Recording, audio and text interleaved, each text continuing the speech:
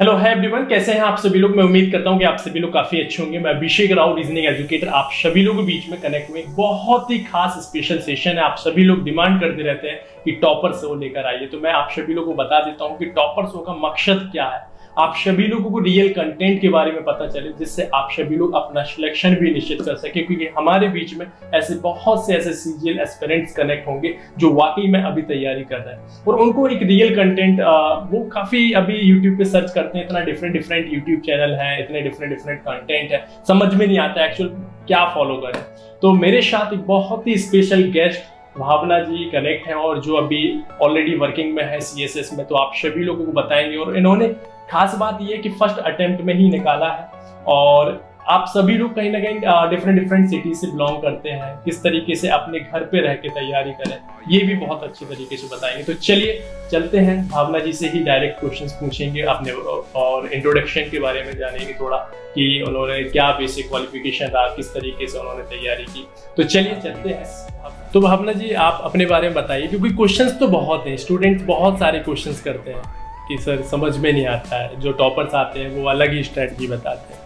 Actual real life में किस तरीके से आपने कौन सा कंटेंट को फॉलो किया, किस तरीके से पढ़ाई की। आपने बताया कि आप अपने शहर में रह के आपने तैयारी की है, तो ये काफ़ी फ्रूटफुल रहेगा। जो हमारे काफ़ी एस्पिरेंट्स हैं जो डिफरेंट सिटी से बिलोंग करते हैं, ज़रूरी नहीं कि हर कोई दिल्ली आके तैयारी करे। तो सबसे पहले ये सभी क्वेश्चंस पूछेंगे, डिस्कस करेंगे। आप अपने बारे में बताइए, अभी आप कहाँ पे वर्किंग में हैं, कौन सी डिपार्टमेंट आपको मिला है। तो सबसे पहले सर थैंक यू मुझे अपने चैनल पर बुलाने के लिए। और सबसे पहले मैं अपने बारे में बता दूं तो मेरा नाम भावना भारती है और मैं असिस्टेंट सेक्शन ऑफिसर हूँ सेंट्रल सेक्रेटेरिएट सर्विसेज में, और मैं currently ministry of social justice and empowerment में वर्किंग हूँ। और हाँ, जब हम सेलेक्ट होते हैं एज एन एएसओ तो सबसे पहले हम मिनिस्ट्री चूज़ करते हैं।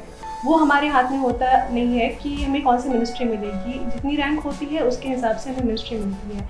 तो मेरी ये सेकंड प्रेफरेंस थी और मुझे ये मिल गई। उसके बाद हमें सेक्शन अलॉट होता है, तो सेक्शन मुझे कैश सेक्शन मिला है। और कैश सेक्शन में हमें बेसिकली काम होता है सैलरी बनाने का, कुछ बिल्स बनाने का, और जैसे जीपीएफ विड्रॉल, बहुत तरह के बिल्स आते हैं, उनसे रिलेटेड कुछ काम होता है। और एएसओ का काम होता है नोटिंग एंड ड्राफ्टिंग का, तो नोटिंग ड्राफ्टिंग मेन होती है, ये काम हमारा होता है। तो डिपार्टमेंट में हमारा काम तो यही है। तो जैसे कि आप लोगों ने देखा होगा, सुना होगा कि मतलब एएसओ का काम क्या है, और सीएसएस के बाद कई सारी मिनिस्ट्रीज होती हैं, अलग अलग डिपार्टमेंट होते हैं, और अलग अलग डिपार्टमेंट में काम करना पड़ता है। तो क्या ये डिपार्टमेंट बाद में चेंज भी हो सकता है क्या? जी आफ्टर 3 इयर्स सेक्शन चेंज हो जाते हैं, और जब आप प्रमोट होते हैं, जैसे मैं एएसओ हूँ, तो इसके बाद जब मैं सेक्शन ऑफिसर बनूंगी तो हमारी मिनिस्ट्री भी चेंज हो जाती है।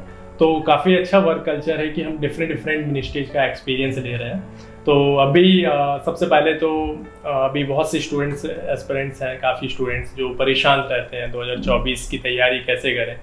तो सबसे पहले तो मैं आपकी क्वालिफ़िकेशन जानना चाहूँगा, और आफ्टर फिर और भी सारे क्वेश्चंस हैं उस पर आएंगे। तो आपका क्वालिफ़िकेशन क्या है, आपका बैकग्राउंड क्या रहा आपका? तो 12th तक तो सबसे पहले मैं बता देती हूँ, मैं 10th तक मेरी हिंदी मीडियम रही थी, तो 10th तक मैं हिंदी मीडियम से पढ़ाई किया है मैंने। उसके बाद 12th में मैंने आईएससी की, तो साइंस में मेनली सबको इंग्लिश की तरफ जाते हैं, तो मैं भी इंग्लिश की तरफ ही गई, तो आईएससी रही 12th में। उसके बाद मैंने 2 डिग्री साथ में ली है, एक रेगुलर और एक इरेगुलर। तो फिर बैचलर्स ऑफ आर्ट्स मैंने लिया इंग्लिश लिटरेचर में, और साथ में मैंने बीटी जिसको बोलते हैं डिप्लोमा इन एलिमेंट्री एजुकेशन, वो किया मैंने।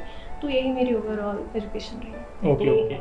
मैं ये जानना चाहूँगा कि एसएससी सीजीएल का बड़ा क्रेज़ है, यूट्यूब पे काफ़ी वीडियोस भी बनाई जाती हैं कि मतलब सीजीएल में सेलेक्ट होने के बाद लाइफ बदल जाती है। तो मैं आपसे पूछना चाहूँगा कि क्या वाकई में लाइफ बदल जाती है?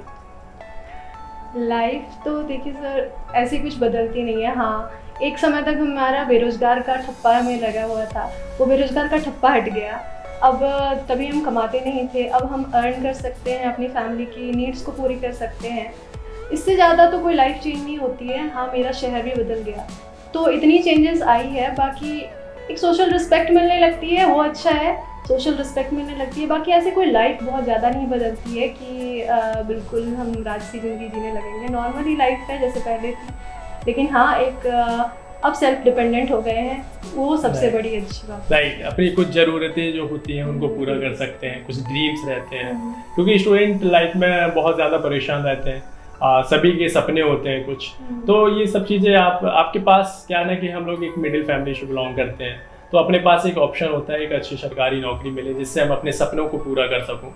तो यही मुझे लगता है कि स्टूडेंट लाइफ में सबसे फर्स्ट प्रेफरेंस पे यही, जैसा कि आपने बताया कि ग्रेजुएशन में आपने बीए इंग्लिश से किया है, तो आपको एसएससी सीजीएल के बारे में किसने बताया और एसएससी सीजीएल में सिलेक्ट कराने के पीछे किसका हाथ है, तो इसके बारे में बताइए। तो मेरी 12th के बाद मेरा इतना तो दिमाग में क्लियर था कि मुझे जनरल कंपटीशन की तरफ जाना है। तो सबसे पहले मेरे दिमाग में था कि मुझे बैंक पीओ बनना है, तो यही मेरे दिमाग में लेकर के मैंने कोचिंग स्टार्ट कर दी, क्योंकि तभी मेरे पास इंटरनेट का कोई सुविधा नहीं थी। तो मुझे जो सही चीज़ दिखी मैंने कोचिंग ली, और वहाँ से जो गाइडेंस मिली और जो मुझे मतलब बैंक पीओ को लेकर के थोड़े मिले लोगों ने, मेरे टीचर्स ने कहा कि मतलब वर्क कल्चर काफ़ी ज़्यादा वहाँ का टफ है और बहुत हैवी वर्कलोड है, आप अपनी वर्क लाइफ बैलेंस नहीं कर सकते हैं। तो मैंने सोचा कि शायद इतनी मेहनत करके मैं ऐसी जॉब नहीं लूँगी, तो मेरा तभी ध्यान शिफ्ट हुआ एसएससी सीजीएल की तरफ, क्योंकि वहाँ पे एसएससी सीजीएल का काफ़ी क्रेज़ है मेरे होम टाउन में। तो तभी से मेरे एसएससी सीजीएल की तरफ ध्यान हुआ और मैंने प्रिपरेशन स्टार्ट की। प्रिपरेशन चली पूरी, और आफ्टर ग्रेजुएशन मैंने एग्ज़ाम दिया। और अगर जैसा आप कह रहे थे कि किसका हाथ रहा, तो मैं यहाँ पे स्पेशली मेंशन करना चाहती हूँ एक पर्सन का, युवराज भारद्वाज सर, जो कि अभी फ़िलहाल एएसओ इन एमबीए में है।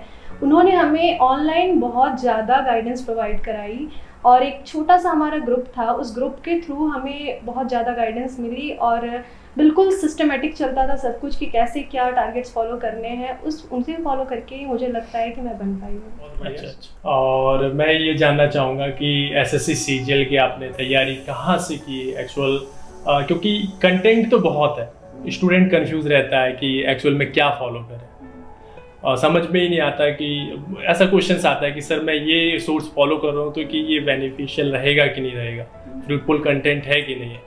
तो आपने कौन सा कंटेंट फॉलो किया, एकदम रियल बताना, जिससे हमारे जो एस्पिरेंट्स हैं उनको हेल्प मिल सके। तो कंटेंट जो होता है ना, मेरे ऐसे थोड़े से फाइनेंशियल रिस्ट्रेंट्स थे, तो मैं कोई कोर्स परचेस नहीं कर पाई। जैसे कि बहुत सारे कोर्सेज आते हैं, तो मैं कोर्स तो मैं नहीं ले पाई, लेकिन मैंने यूट्यूब की बहुत हेल्प ली है।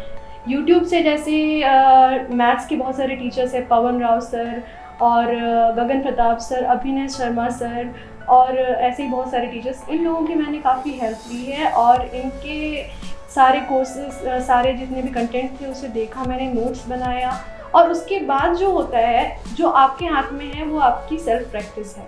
प्रैक्टिस आप जितना ज़्यादा करेंगे उतना ही ज़्यादा आपकी प्रिपरेशन ओवरऑल इन्हांस होगी। तो प्रैक्टिस मैंने बहुत ज़्यादा की है, जैसे मॉक से मैंने बहुत सारी प्रैक्टिस की, और प्रैक्टिस सबसे ज़्यादा की है, जिसकी वजह से मतलब जो मेन है प्रैक्टिस, सेल्फ प्रैक्टिस रखी। तो अभी एसएससी सीजीएल में पहले जो था कि जिसका मैथ अच्छा है, इंग्लिश अच्छा है, वो एसएससी सीजीएल निकाल लेता है, ऐसा बना हुआ था।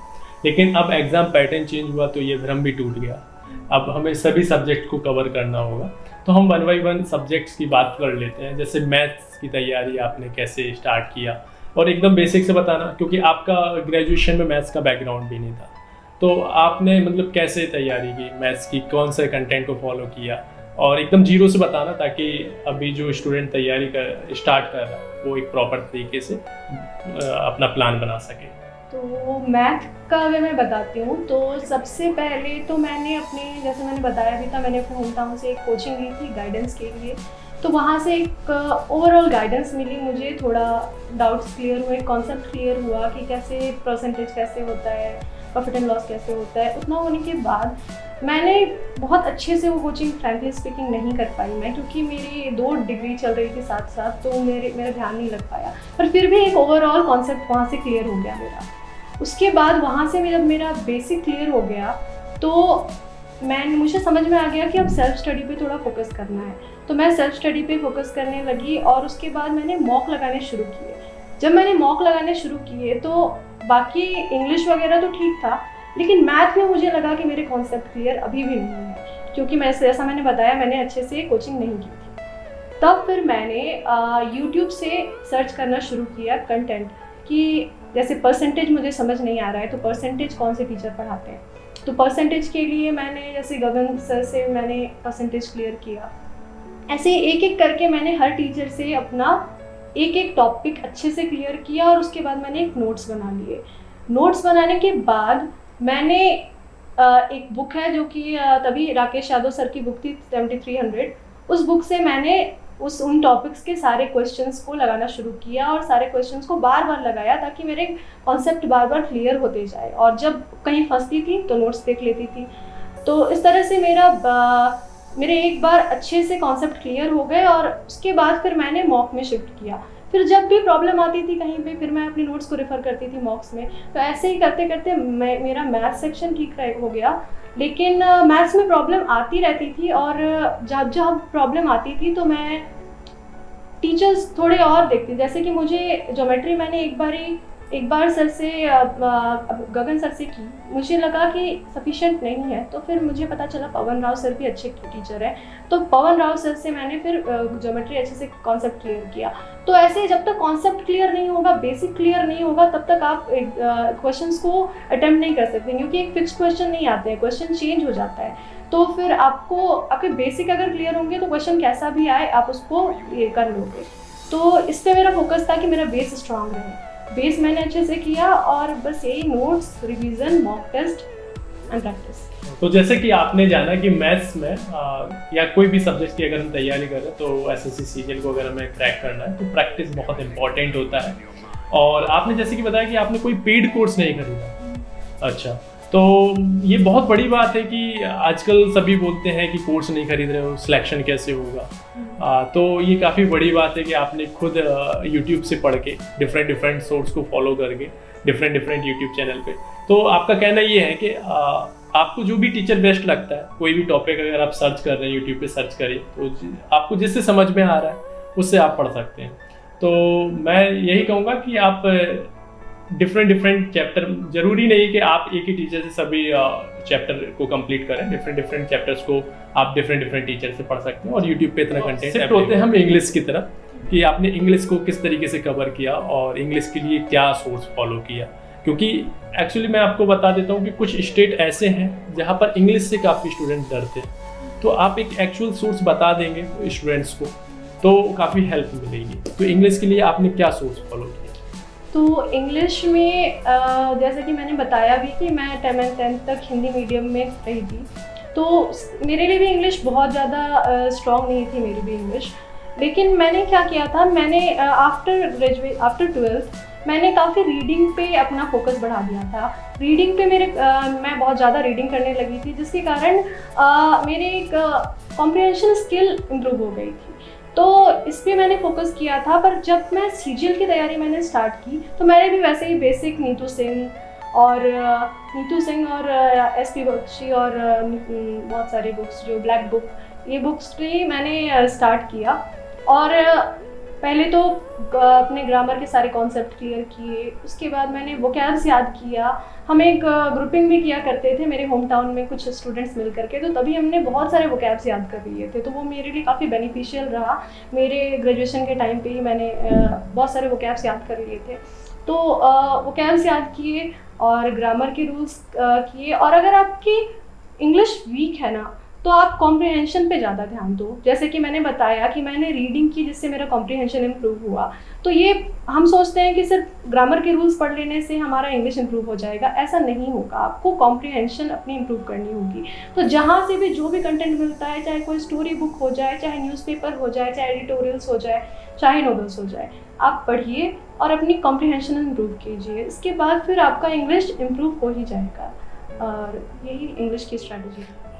मैं एक सब्जेक्ट की बात करूँगा, जीके जीएस, जिसमें काफ़ी स्टूडेंट्स परेशान रहते हैं कि याद आज करते हैं कल भूल जाते हैं, समझ में भी नहीं आता है कि कौन सा सोर्स को फॉलो करें। तो आपने जीके जीएस को किस तरीके से कवर किया, इस पे आते हैं और आप अपनी स्ट्रैटेजी बताइए जीके जीएस के लिए। सर जीके जीएस तो सबकी प्रॉब्लम रहती है, मेरी तो बहुत बड़ी प्रॉब्लम रही है जीके जीएस।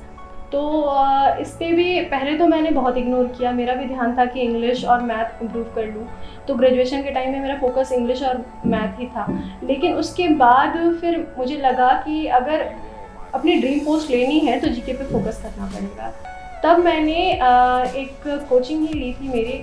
बेसिकली कोचिंग इसलिए ली मैंने क्योंकि मुझे पता नहीं था कि यूट्यूब पे भी ये कंटेंट अवेलेबल है। अगर आपको यूट्यूब पे सर्च करेंगे, जैसे कि मेरा क्या था कि मुझे हिस्ट्री याद नहीं हो रही थी, हिस्ट्री का समझ नहीं आ रहा था कि कैसे याद करते हैं, तो ये प्रॉब्लम कईयों की रहती है। तो आपको क्या करना है, स्टोरी फॉर्मेट में अगर आपको कोई बता देता है तो आपको वो चीज़ें समझ आ जाएंगी और आपके दिमाग में वो बैठ जाएंगी, क्योंकि बेसिकली एक कहानी ही है, अकबर आए और उसके बाद की क्या क्या, तो ये सब कुछ आपको एक स्टोरी फॉर्मेट में समझ लेना है। तो वो काम कोचिंग ने कर दिया। अगर आपको कोचिंग अवेलेबल नहीं है तो वो काम यूट्यूब भी कर देगा। उसके बाद मैंने लूसेंट उठाई। लूसेंट से मैंने अच्छे से मतलब एक एक टॉपिक कवर करना शुरू किया, जैसे इंडस वैली सिविलाइजेशन। और उसको पढ़ने के बाद जैसे यूट्यूब, जैसे लूसेंट एक समंदर है, तो आपको समझ नहीं आएगा कि आखिर एग्जाम में इससे क्या आएगा, तो एग्जाम में क्या आएगा, तो इसके लिए मैंने प्रीवियस ईयर क्वेश्चंस उठाए। घटना चक्र एक बुक है, उसको मैंने उठाया और उस पर जब मैंने देखा तो मुझे समझ आया कि आखिर एग्जाम में क्या क्वेश्चन आ रहे हैं।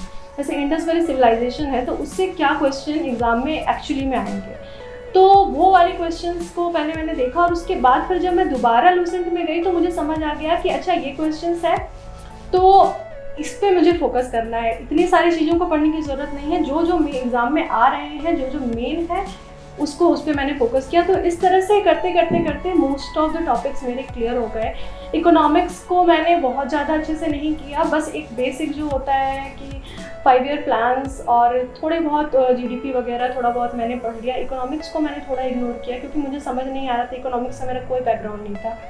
और उसके अलावा साइंस तो ठीक था, साइंस को मैंने लूसेंट से ही किया है, पॉलिटी भी लूसेंट से की है, ज्योग्राफी भी लूसेंट से, और बाकी मेरा मेन सोर्स लूसेंट रहा है। तो एक एक टॉपिक क्लियर करते जाओ, जहाँ पे डाउट लग रहे हैं उसको प्रीवियस ईयर क्वेश्चंस की हेल्प लो। इस तरह से जीके अब बहुत इंपॉर्टेंट हो गया है, जीके पे फोकस करना ही होगा। तो हम लोगों ने मैथ्स, इंग्लिश, जीके, जीएस पे डिस्कशन कर लिया और रीजनिंग बचता है। और रीजनिंग को आपने किस तरीके से फॉलो किया, क्योंकि बहुत से स्टूडेंट्स रीजनिंग को इग्नोर करते हैं और मुझे लगता है कि एसएससी सीजीएल में रीजनिंग बहुत इंपॉर्टेंट सब्जेक्ट बन गया है। पहले होता था कि प्री में आता था, मेंस में नहीं आता था, इसलिए इग्नोर भी कर देते तो चल जाता था, लेकिन अब स्टूडेंट इग्नोर करेगा तो अब दिक्कत आ जाएगी। तो आप ऐसा बताइए जिससे रीजनिंग में मतलब आपने क्या फॉलो किया और स्टूडेंट उसको फॉलो करके अच्छा स्कोर लेकर आ सके।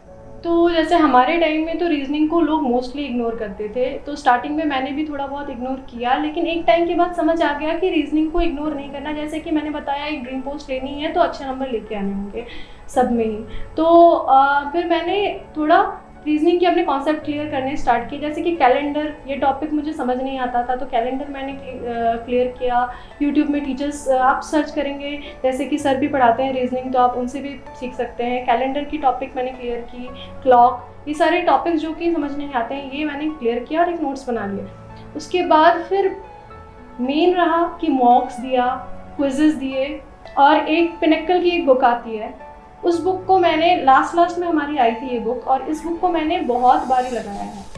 तो जब मैं मॉक दे रही थी ना, तो मॉक में ऐसा होता था कि मैथ में 50 आउट ऑफ 50, इंग्लिश में भी 40+, 45+, तो इस टाइप से जब पीक चल रहा था। लेकिन उस टाइम क्या होता था कि मैथ, रीजनिंग में कोई टफ शिफ्ट आ गए, 40 से नीचे आ गए। तभी जो मेरे मेंटर थे, हम मॉक्स के मार्क्स शेयर किया करते थे ग्रुप में, तो उन्होंने कहा कि तुम्हारे रीजनिंग में 45 से नीचे आने ही नहीं चाहिए, क्योंकि ये फ्री के मार्क्स है। बेसिकली ये फ्री के ही मार्क्स है, क्योंकि इतना टफ कुछ होता नहीं है, आप उसको अगर थोड़ी सी प्रैक्टिस करेंगे तो वो आप इम्प्रूव कर सकते हैं।